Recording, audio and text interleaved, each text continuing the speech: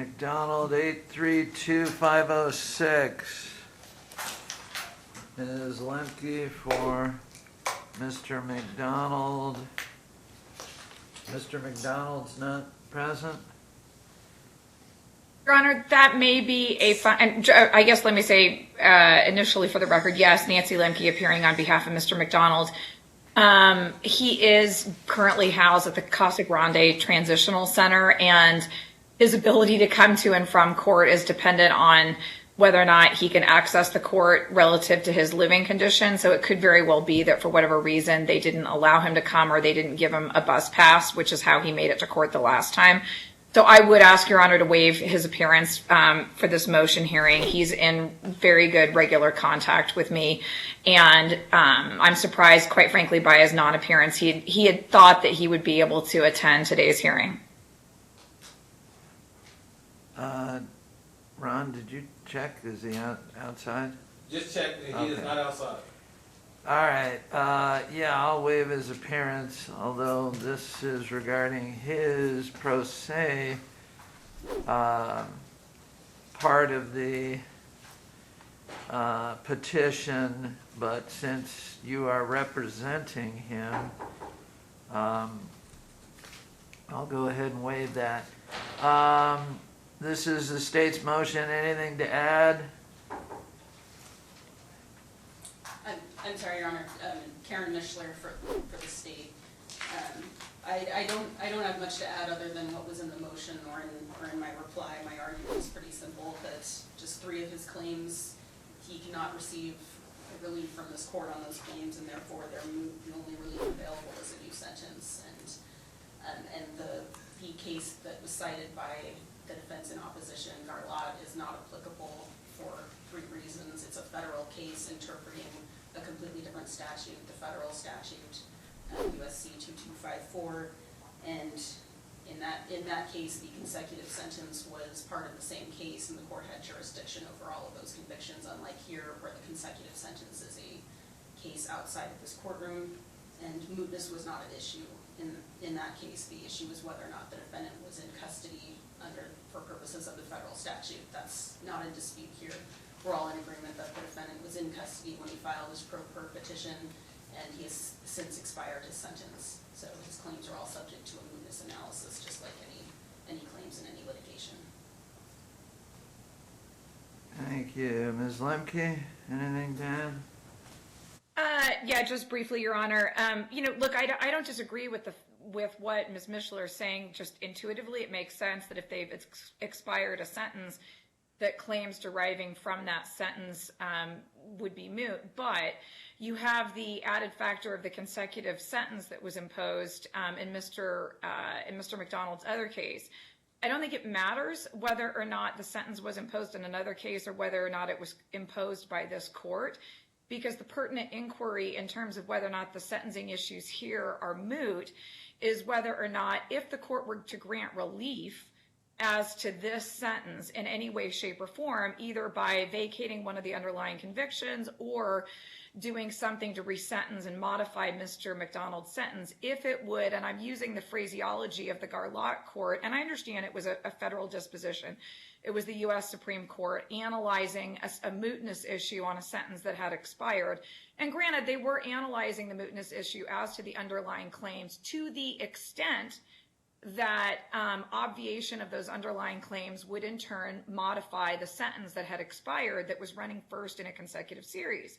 And what the U.S. Supreme Court said is kind of the critical inquiry that applies here also is, look, if the relief was granted, would it accelerate the release date? And it doesn't matter whether or not that acceleration of the release date pertains to a sentence imposed by this court or in another court. The issue is there a consecutive series of which this is the first in the series, and would any modification to the sentence here accelerate the release date in the other case? And the answer to that, at least the state is the moving party, and quite frankly, I think they should bear the burden of showing the court that it wouldn't accelerate the release date. I'm not sure they can make that showing because I'm not sure that's the case. When I tried to call NDOC and the Offender Management Division to try to ascertain that so I could make definitive representations to the court, What I was able to determine very generally from the individual with whom I initially spoke was that it should, if there was something to happen to his sentence here and he got some kind of sentence reduction, that it should, in theory, affect a recalculation as to the time that would be credited toward his consecutive sentence in the other case, thereby expediting his release on his consecutive sentence. That individual with whom I spoke asked that I speak with somebody who could give me more particularized information as it relates to Mr. McDonald's case. I left a message for that individual and didn't hear back. So unfortunately, I can't make the definitive representation that I would love to make to the court on this issue.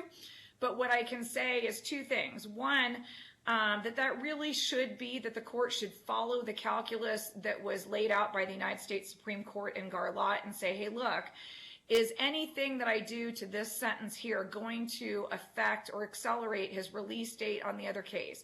The answer to that appears to be yes. If it is no, I think it was incumbent upon the moving party in this particular case, the state, Ms. Mishler, to show the court that it wouldn't impact the consecutive sentence that was imposed after Your Honor imposed the sentence in this particular case. And based on that, I would submit it. Anything else?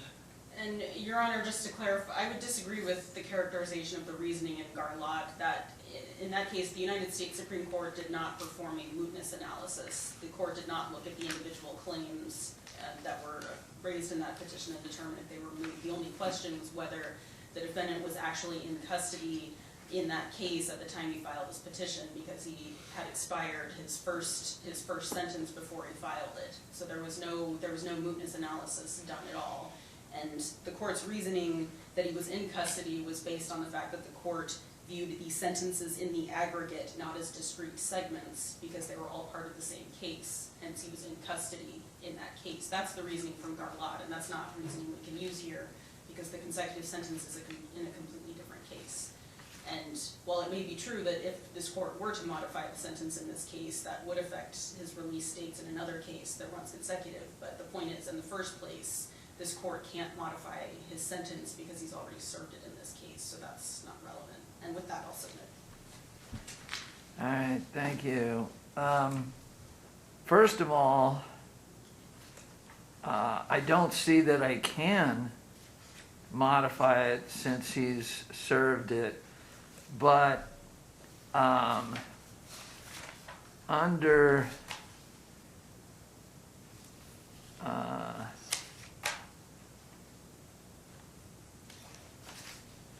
looking for the site.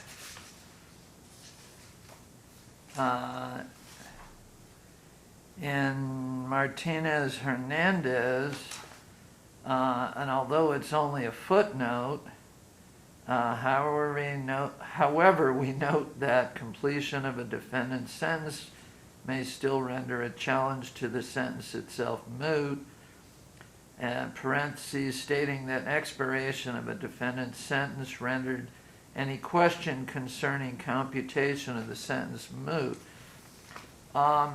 In the U.S. Supreme Court case, we have consecutive sentences in a single case, not a consecutive sentence in a totally separate case. And therefore, I don't see how the Supreme Court case, U.S. Supreme Court case, would be decisive under these facts. The state also provided the unpublished case, but it seems to comport with my thinking, and it's I think Garcha versus state. It seems to, as I said, comport with my thinking and my